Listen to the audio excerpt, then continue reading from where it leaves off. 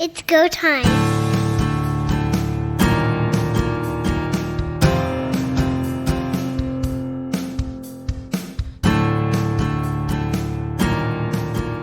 It's November, it's a whiteout outside, and the Grey Cup is coming to Regina. Welcome everyone to Third Down Gamble. Don Charbon along with Heath Graham, and Pat Mooney is with us tonight.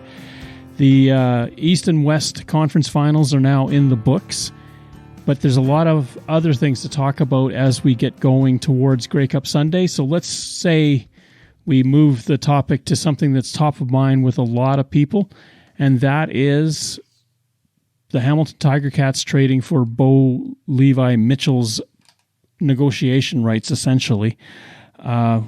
What's your take on that?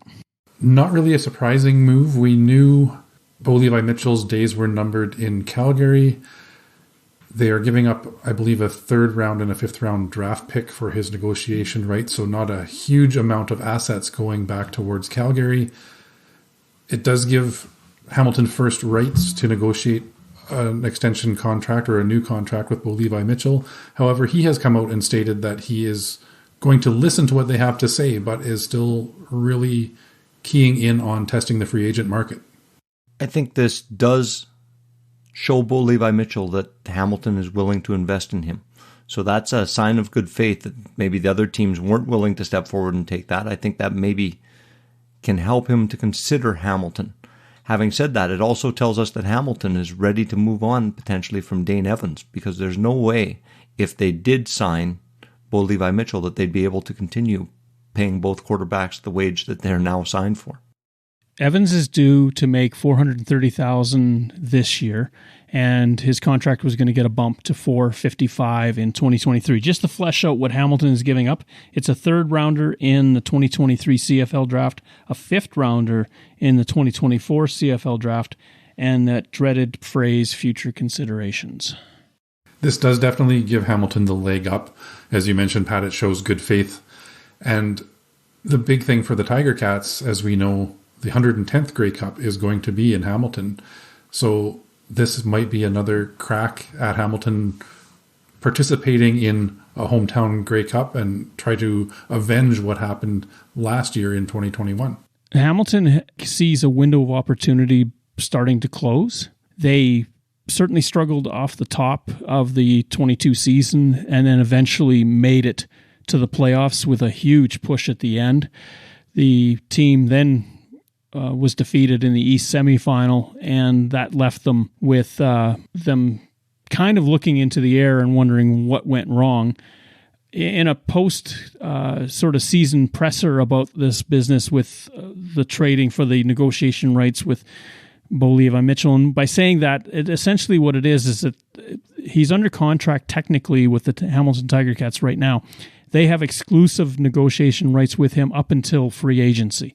So it's almost as if he's on the roster even though he's never played a game and he hasn't formally signed a contract. The thing that Orlando Steinhauer referred to a lot was that he doesn't want to pick on Dane Evans or Matthew Schultz, but he did say that there was not enough production, and where it worked so well in previous years, this year it didn't seem to get as good with the play of the quarterbacks in Hamilton as when Jeremiah Mazzoli and Dane Evans were together.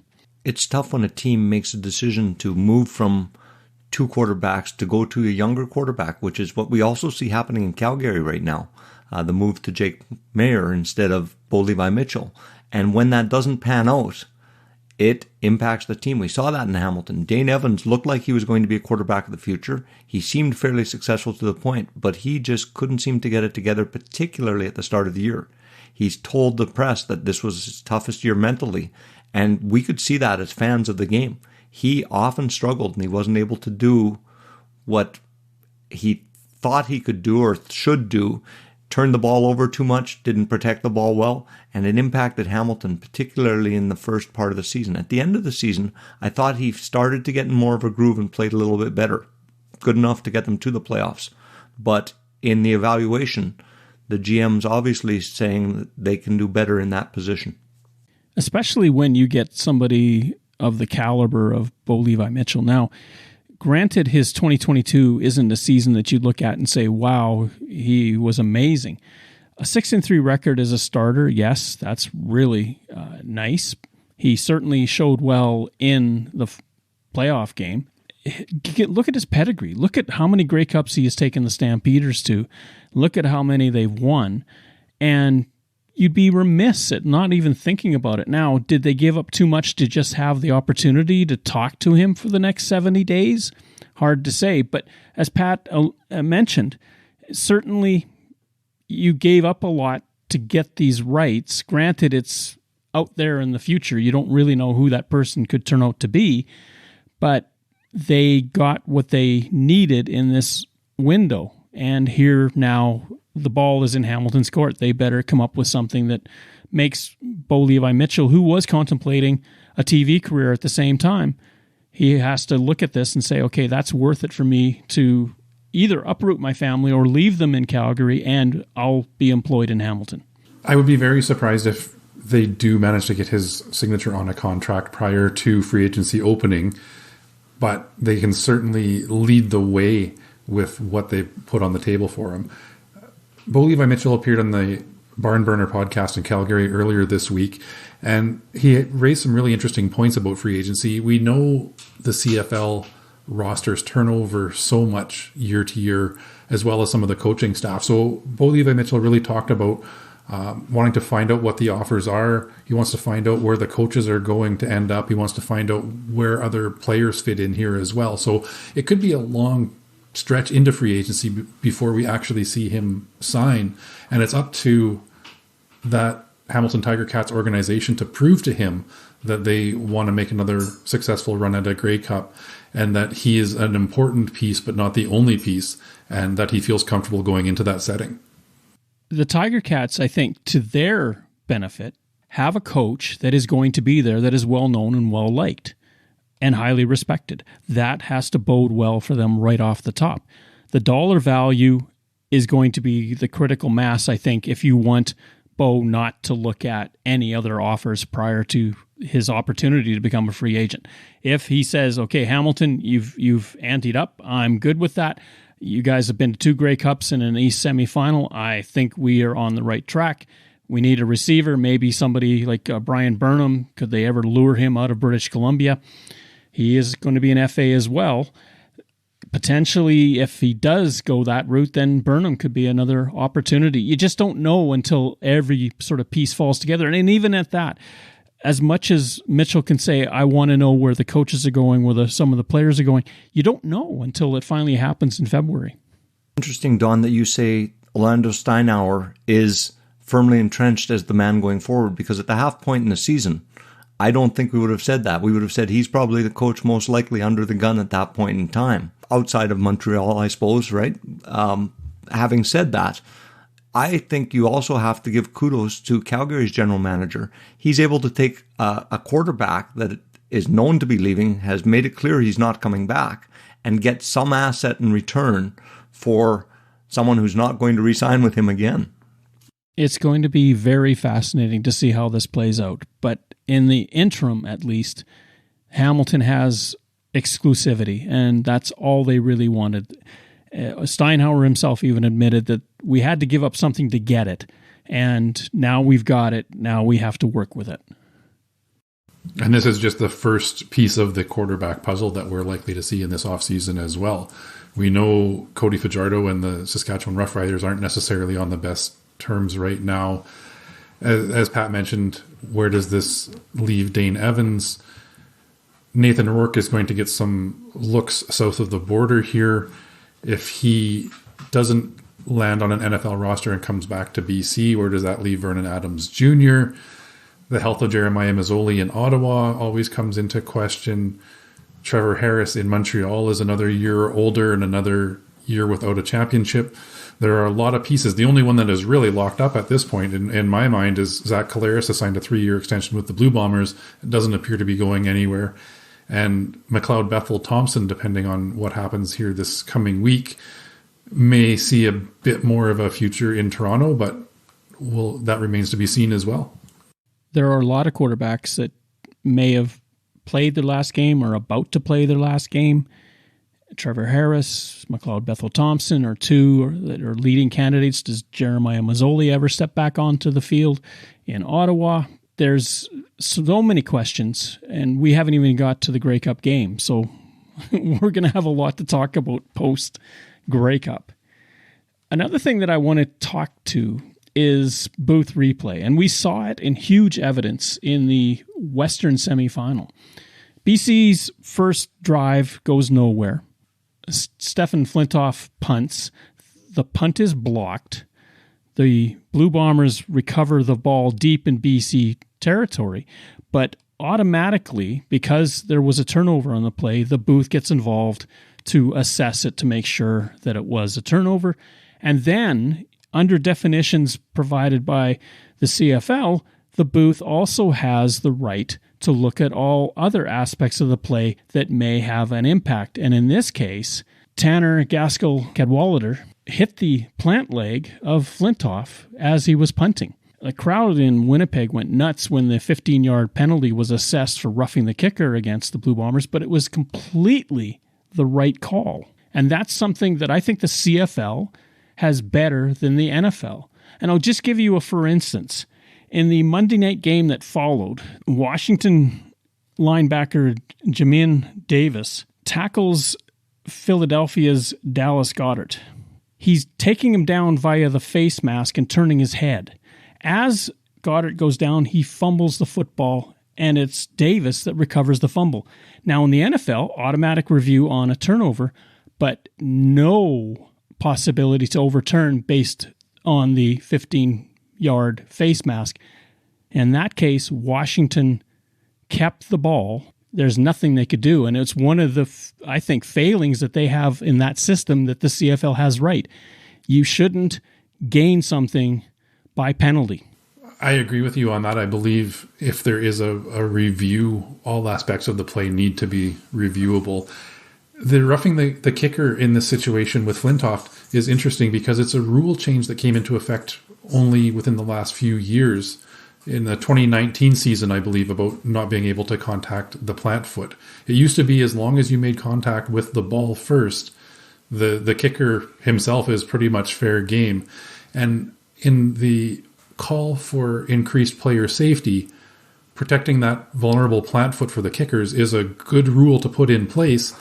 It created some confusion because a lot of CFL fans are used to the old way and saw a clear punt block, but it was the right call. They did have it in place to protect the kicker, and this is a prime example because Flintoff could have been pretty severely injured. There was two Blue Bombers converging on that punt block, a lot of pieces in motion there, and the right call was made in this situation. It didn't help the Blue Bombers and certainly upset some of the fans at Investors Group Field, but at the end of the day, they got it right.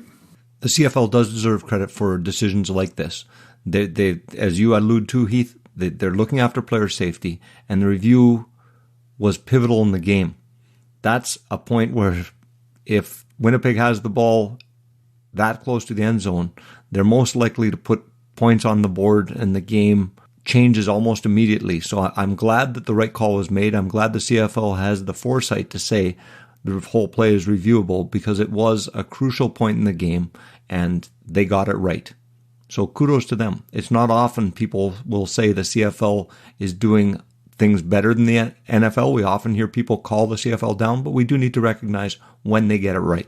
There's another point in this game that was interesting with penalties as well, and it was one where the BC Lions defense was offside and had a pass rush in on Zach Collaros. He was about to be sacked and threw the ball away, and he ended up being flagged for intentional grounding. Now, my question is, if the offside led to that quarterback pressure, how can you penalize the quarterback for intentional grounding? The offside was the initial penalty.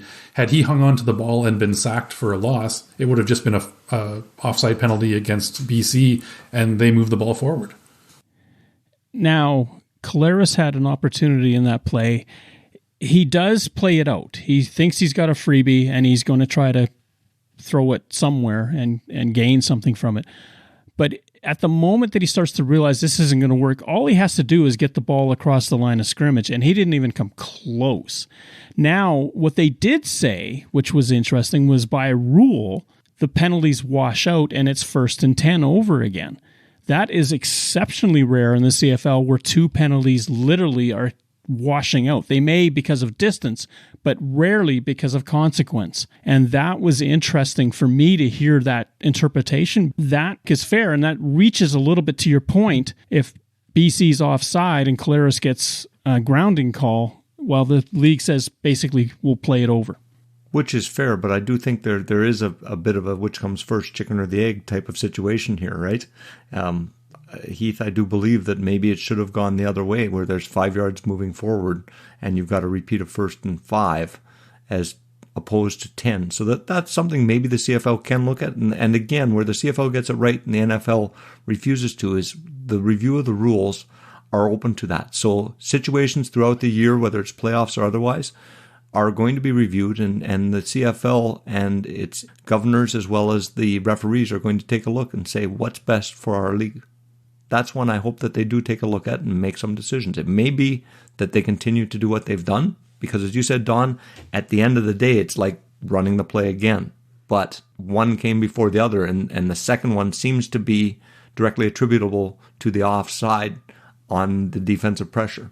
I'm not totally agreeing with you on that. If it was egregious enough and the defender had crossed into the Winnipeg plane of the line of scrimmage, they would have blown it dead immediately.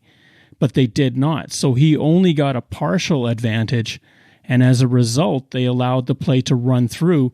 Winnipeg, Zach Collaros seizing the moment, thinking that he can gain something from this because there's nothing to lose. And then when he gets caught out, he flips the ball away. Well, that's on him, not on the rule book. Just before we get to the games themselves, the CFL has announced the All-Stars from the East and the West. No surprise who the quarterback would be, Zach Collaros of the Winnipeg Blue Bombers.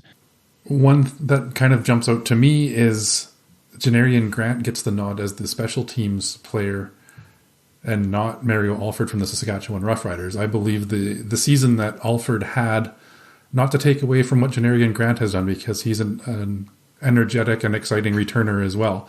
But I think Alford did enough to warrant the nod from the West for sure. And a little surprising, even in the overall All-Star team, that Janarian Grant gets the nod over Chandler Worthy of the Montreal Alouettes as well. And one aspect that we have to remember, though, in this is that there is an element of a fan vote attached to it. So it's not strictly media. And as such, you're going to see a little bit different results. Calgary getting so many, I guess, was a bit of a surprise. 8. But beyond that, Eugene Lewis from the Alouettes is a receiver, Dominique Rhymes from the Lions is a receiver, Tim White, Curly Gittins Jr., they're all there because of merit. You go up and down the line. I don't think there's any real problem with anybody that was chosen. It's just, sometimes it is funny how somebody that's up for another award may not make it on this list. That definitely was the big takeaway for me, too. You know, the league nominates an individual as an outstanding player, and yet they're not even on the All-Star team. It seems kind of funny. And I think that goes down to the fact that as we hear some of the players on Twitter talk about this, it tends to be a popularity and name recognition game when fans vote. And I'm not sure that is the way that the All-Stars should be picked, to be honest. I think it needs to recognize the play in that season as opposed to the recognizability of the name and the past play that fans tend to vote on as opposed to people who truly understand the game. Darnell Sankey has made it abundantly clear that he believes he should have been on this All-Star team. He had a phenomenal season, and I don't want to take away anything from him. I think he is well-deserved, but you look at the 2 linebackers that also made this squad, and you've got Cam Judge of the Calgary Stampeders and Wynton McManus of the Toronto Argonauts. And can you really say that neither of them is worthy of an All-Star nod? I think they are both well-deserved as well. Unfortunately, depending on the depth of a position, a great season doesn't necessarily mean that you're going to get the nod. A real fine line on receivers as well. I think Curly Gittens Jr. probably narrowly beat out Nick Dembski of the Blue Bombers for a nod as a receiver. You can look at Gittens led a little bit in yardage, but Dembski had the touchdowns and the catches that mattered in that regard. So at the end of the day, how do you decide? It's almost a heads or tails situation. The fun part about the CFL is that when All-Stars are named, there's always going to be a bit of a debate as to who is truly deserving of that position and who kind of got missed because they had that. And that's kind of what makes the league fun as well. I would like to see the fan vote go personally, because I do think that we might have better representation, at least in the East and West choice of All-Stars. I think the CFL got it right in terms of getting the people that they have here. I don't think outside of Janarian Grant, there's anyone that I can argue shouldn't be here. Second down. 2 games in the Canadian Football League last weekend. The Eastern and Western Finals. We'll start out east in Toronto, where a very good crowd watched the Toronto Argonauts prevail 34-27 over the Montreal Alouettes in what was a barn burner of a game.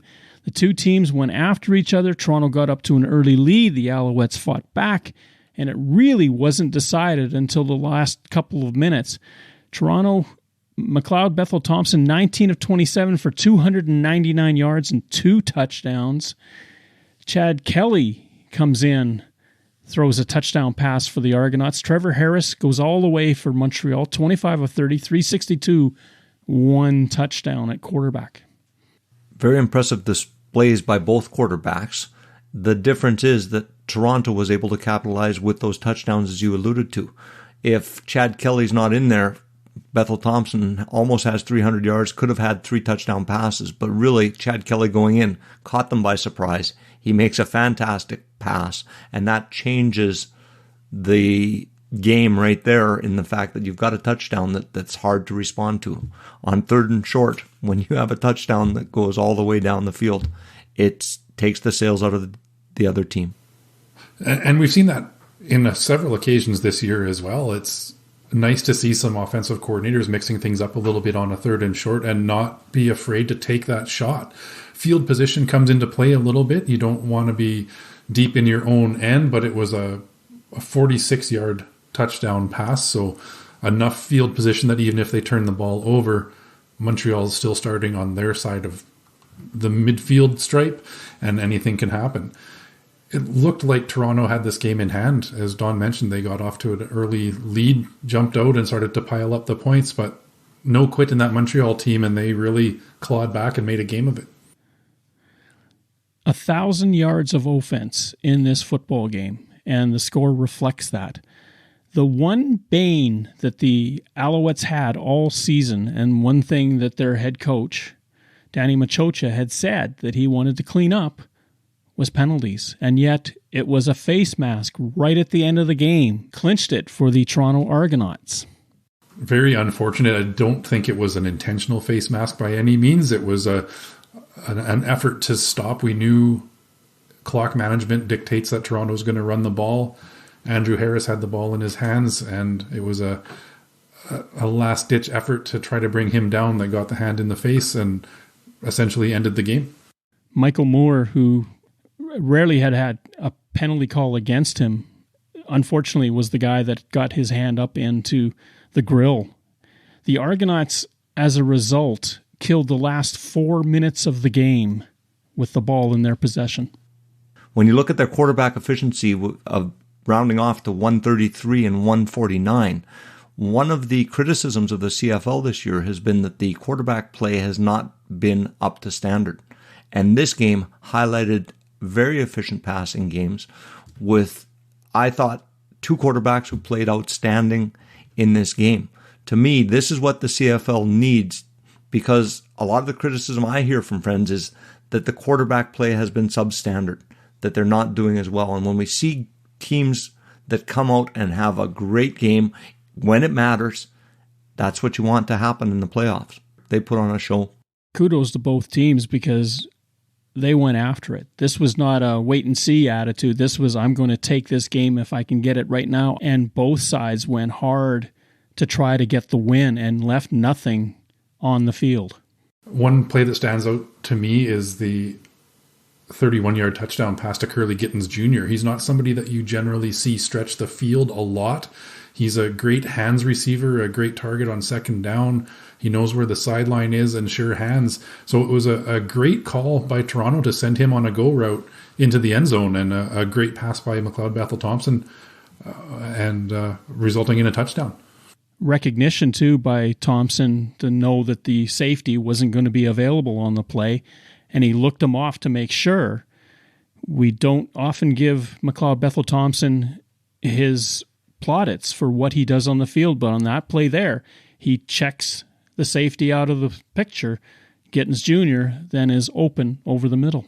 Another thing in this game, we've talked about Gittens Jr. being an all-star and playing very well. But on the other side, we see another emerging Canadian in Tyson Philpott, who had an outstanding game here. 8 receptions on 8 targets for 127 yards. What a game. He is going to be a talent and he's going to be a player that teams are going to have to reckon with in the future. The late game on Sunday saw the British Columbia Lions in Winnipeg to take on the Blue Bombers. Again, another huge crowd in Winnipeg to watch this one as the hometown team prevailed for the third straight time in the Western Final, this time over BC 28-20. Not as high an output in terms of scoring nor in offense, but a very entertaining game. Nathan Rourke went all the way at quarterback for British Columbia, 20 of 37 for 300 yards, definitely had a slow start, 1 TD, 2 interceptions. Zach Collaros, 14 of 20 for 178 yards, a touchdown and interception. That seems to be his stat line in the last half of the season. Drew Brown, who may be significant this Sunday, 1 of 1 for 12 yards. Dakota Prukop also out there with 1 completion for 10 yards. Rourke was definitely struggling in the first half of this football game. He seemed to be frustrated and almost, as I would describe it, inside his own head. He was just getting too consumed by what was going wrong and not seeing what he could do to change things. If you look at the games this season where Nathan Rourke had a subpar performance, it would be the regular season game against Winnipeg early in the season when they were a couple of undefeated teams going head-to-head, and this game as well. So that Winnipeg defense seems to have his number for the time being. They didn't get to him a lot. There was only 1 or 2 sacks by that Winnipeg defense. But as I've mentioned before, having the wingspan of Willie Jefferson and Jackson Jeffcoat on the ends on that defensive line wreaked some havoc. We saw a forced fumble, at least 3 knockdowns by Willie Jefferson as well. So when those guys come to play, the tackles and the sacks might not necessarily be there, but the disruption certainly is. Hats off to Richie Hall as well. Jamming the receivers on the line and taking away that quick read of Nathan Rourke's seemed to work. And there were times where they were man-to-man, but there were times also with a jam on the line and then flipping people back into zones. Made it difficult for Nathan Rourke. This is the one game where I think he truly looked like a rookie, particularly early in the game where he just seemed to struggle reading what was happening. Keon Hatcher was his big target, 7 receptions for 133 yards. Nick Dembski helped set up the first touchdown of the game on the opening drive for Winnipeg, and he had a decent day, 5 catches for 74 yards, leading the Blue Bombers. The Blue Bombers offense won this game on the ground. The offensive line did a great job, and 173 yards rushing overall for the Bombers, 130 yards by Brady Oliveira, and a scoring drive late in the game consisted of 8 running plays as they pounded their way down the field and into the end zone. The footing in Winnipeg didn't look great. There was definitely some frost and snow on the field causing some traction issues, and Winnipeg's offensive line and running backs took advantage of that. Winnipeg's defense also shut down the running game of British Columbia. James Butler, 6 carries for 4 yards. We certainly expected more out of BC, but they just didn't seem to be able to have an answer for the defense, as you alluded to, Heath. And BC's offense, while it did get going later, it just didn't have enough, kept it close, which was hats off. Winnipeg's a tough team, and heading into the Grey Cup, they're undoubtedly the favorites because of how well they do play. But BC, for me, one of the things that I took in this game was the opportunity to watch Nathan Rourke. Even though he struggled, he still came up with 300 yards. And he is a talent that if he signs in the NFL, we're going to miss watching him. He's done the tour in the States. A lot of teams have seen him once. This game is probably not the one that you want to take and show with your vitae. This is more likely a game that he would like to wash away. But again, it's a learning curve. And we saw the emotion for him at the end of the game. I've always believed that if it doesn't hurt, it didn't matter. And when you saw Nathan Rourke in tears, it hurt because it mattered. The fact that he remained on the field to watch the trophy presentation to the Blue Bombers shows how much it means to him as well. He could have easily been back in the locker room with his head down in his stall at this point. He went out there. He got the taste of playoff football. He got to see what it takes to win, and he watched the Winnipeg Blue Bombers celebrate that win. He's definitely going to learn from this, and a great mentor to him has to be Brian Burnham, who was consoling him on the sideline as well. We don't know what the future has in store for Brian Burnham either. There's been a little bit of talk about maybe stepping away and retiring if this was the end for him. He was out there to comfort his quarterback, and that shows a lot of camaraderie and a lot of respect amongst those two. I wonder if CFL teams would have taken a look at him without being branded as a national player. The fact that he's national, he had an opportunity to play, he got to show what he's capable of, and it's given him the opportunity to potentially go down to the NFL. Well, let's remember, he wasn't the first pick overall the year he came out in Canada. This also is a testament to his work ethic, his drive, his determination, and his love of the game. You don't find that in many, many people. And Nathan Rourke is a special person. It would be a shame if the CFL didn't have him in 2023. I would put his odds of being in the States with a team maybe at 30%, but even 30% is quite a significant number. Third down.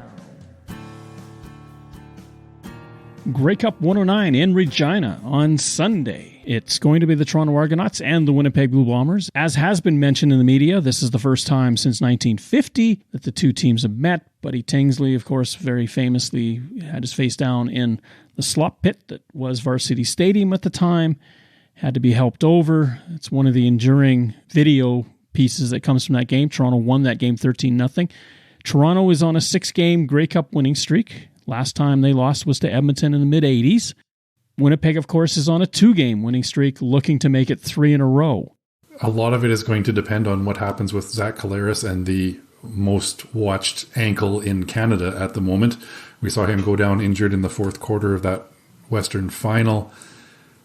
He did not come. He tried to come back out onto the field for the last drive. Either Drew Brown outraced him to the huddle, or he was not quite able to go and return to the sideline. He says he's ready to go. Coach Mike O'Shea says he's ready to go. We know there's a lot of gamesmanship that goes into Grey Cup week as well, so I don't think we'll truly know the extent of the injury until we see him hit the field on Sunday. I believe 100% he is going to start. Whether he is successful and continues throughout the game remains to be seen. Winnipeg 5-point favorites heading into Regina. I think they deserve to be 5-point favorites. Winnipeg is the class of the CFL. They, with Collaros healthy, I don't think there'd be any question that people would go with Winnipeg to win.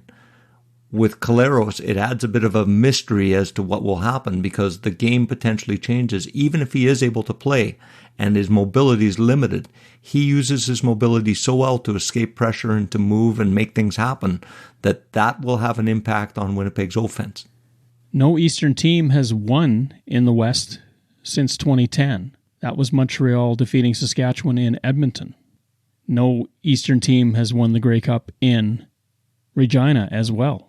One thing, regardless of the mobility of Zach Collaros that's going to come into play, is it will be a cold weather game. Not ridiculously cold. We're looking at -3 to -10 throughout the day. Advantage to Winnipeg in the running game in this one. as well. We saw how important that was in that Western final. And Buck Pierce, as offensive coordinator, does a really good job of mixing up that running game. Brady Oliveira is the number one running back, absolutely 100%. But it's not unusual for them to mix in somebody like Rasheed Bailey on an end-around play. Nick Dembski can grab the ball and run up the middle, or he can sweep to the outside as well. And then when you've got a quarterback like Dakota Prukop that comes in on short yardage plays, he adds a wrinkle as well. He can throw the ball, but we've also seen him take a third and inches and stretch it into a 7 or 8 yard gain. Jagarrett Davis, of course, is playing in his 6th consecutive Grey Cup game, 3 different clubs. Player with the record of 7 in a row, Hank Olisic. Of course, Mike O'Shea is looking for his 3rd straight win. The last coach to do that was Don Matthews, 95 through 97. Ultimately, if Winnipeg is going to win this game, it's going to really depend on how healthy Collaros is.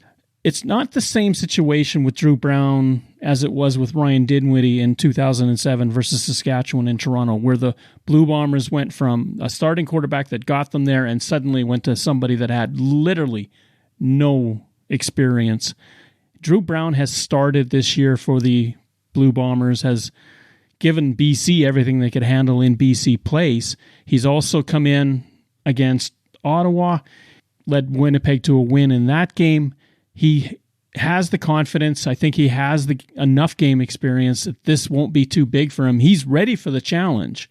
And given that at least midweek, Zach Collaros is not practicing, who knows? He may be the quarterback of note for the Blue Bombers. Let's go back to previous years when the Blue Bombers are in big games. Sometimes Zach Collaros has come out and he hasn't protected the ball very well. And he's turned it over enough. But the team around him is really what makes a difference, because when it matters, they can take that ball and march down the field. If this is a close game, I would absolutely give a nod to Winnipeg in being able to close it out, because we've seen them do that consistently in the past 3 years, where they need the drive. And as you say, Buck Pierce makes the right calls. They often grind it out on the ground. And despite the turnovers, the team's able to keep them in the game and take it away when it matters. I still think, even with Drew Brown in, that can happen here. He needs to manage the game. He needs to be the person to distribute the ball, but they're not relying on their quarterback, whether it's Collaros or Brown, to make all of the plays to be successful. In their history, in Grey Cups, the Blue Bombers have never defeated the Argonauts. They are 0-6. Of note, all of those games predate the CFL itself. So we're going way, way back into the annals of CFL history for that. If you want to talk about streaks, though, Mike O'Shea has never been on the losing side of a Grey Cup game as a player or a coach in his career. Andrew Harris is heading for his 3rd straight, 4th overall. Brandon Banks looking for his 1st win as a player. There's a lot of subplots. The running game of Toronto is going to be really interesting to watch in this one as well. Andrew Harris was injured for a large part of the season and came back in that East final and really split the duty with AJ Ouellette. I had kind of anticipated a 1-2 punch at running back for Toronto in that game, and that's exactly what we saw. Neither one of them got a lot of carries. They were both around 8 or 9 touches. So we'll have to see how mobile Andrew Harris is, how much he fought to get back into the game, and we know this is going to be an important one. He does feel slighted by the Blue Bombers in what happened at the end of last season in free agency, so he's got something to prove, but is he going to be enough of a factor for the Argonauts? Toronto's rushing provided 80 yards in that East final against Montreal. AJ Ouellette has really started to find himself in that offense, and that could be a big factor.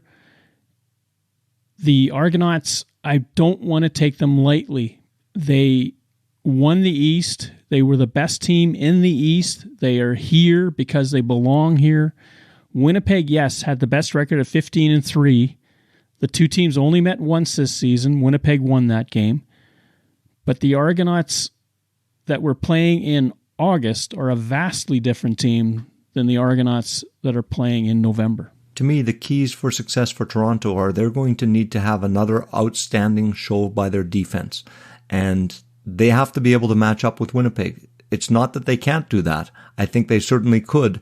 And if their defense comes to play and can shut down particularly the run of Winnipeg, that can keep them in this game and give them the chance to move ahead.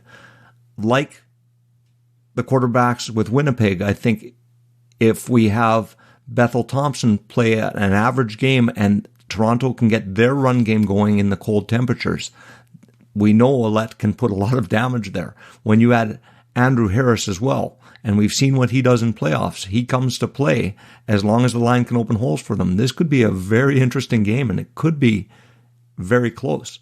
We talk about 5 points being the difference. It could be much closer than that if this comes down to a game of defense against defense and truly a running game against running game. Special teams are likely to be a factor in this one as well. And kicking, I would have to give the edge to Boris Beattie and the Toronto Argonauts. But the return game, Janarian Grant has the ability to turn this game around.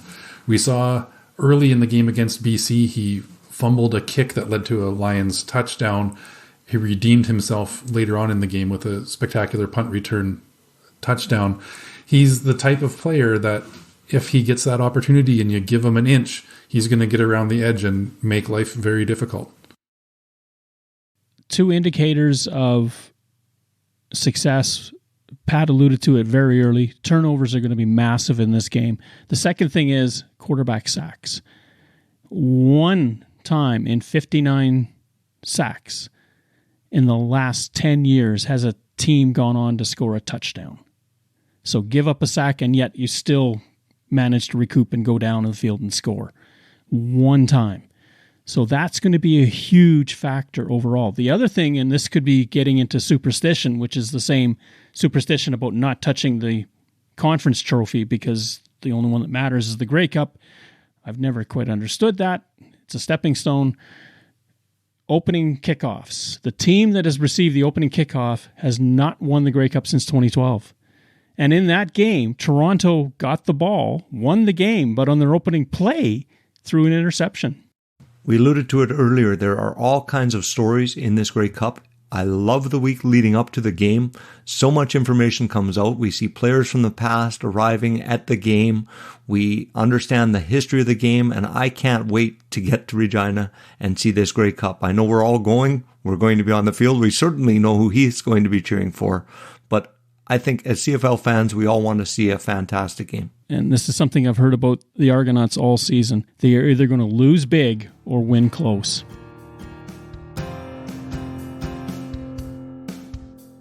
Thank you for listening to our show. Third Down Gamble is hosted on Podbean and can be found on Apple Podcasts, Google Podcasts, and Spotify. Follow us on Twitter at Third Down Gamble.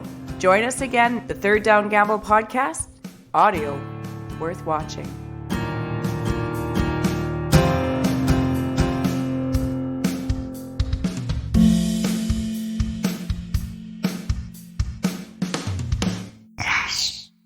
Third Down Gamble uses the expert resources provided by Canadian Football League player and game statistics for analytics, game notes, and statistics, and 3downnation.com for news, insight, and in-depth analysis. Please visit cfl.ca and 3downnation.com for the most up-to-date information on the Canadian Football League.